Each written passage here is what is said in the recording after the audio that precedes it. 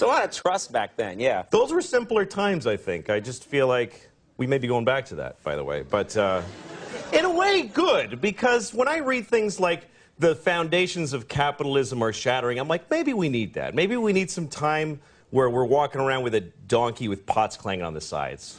You think that would just bring us back to reality? Yeah, because everything is amazing right now, and nobody's happy. Like, in my lifetime, the changes in the world have been incredible. When I was a kid, we had a rotary phone.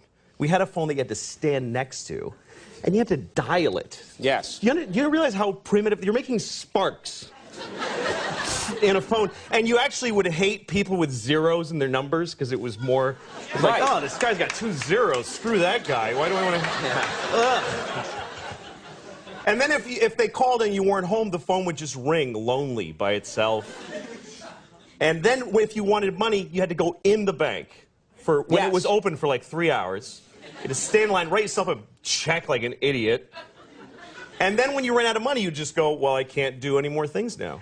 Right. I can't do any more things. That's it, yeah. That was it. And even if you had a credit card, the guy would go, ugh, and he'd bring out this whole shunk, and he'd write, you'd have to call the president to see if you have any money. And it's all true, kids. You had to call the president, yeah. It was ridiculous. Yes. Do you feel that we now, in the 21st century, we take technology for granted? Well, yeah, because now we live in an amazing, amazing world, and it's wasted on the crappiest generation of just spoiled idiots that don't care, because this is what people are like now. They got their phone, and they're like, it won't. Give it a second. It's going to space. Can you give it a second to get back from space? Is the speed of light too slow for you? Yeah. I was on an airplane, and there was internet, high-speed internet on the airplane. That's the newest thing that I know exists. And I'm sitting on the plane, and they go, open up your laptop, you can go on the internet. And it's fast, and I'm watching YouTube clips. I'm in an airplane. And then it breaks down, and they apologize, the internet's not working. The guy next to me goes, this is bull.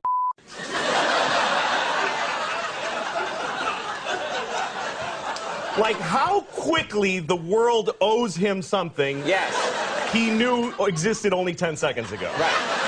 Right. And on planes,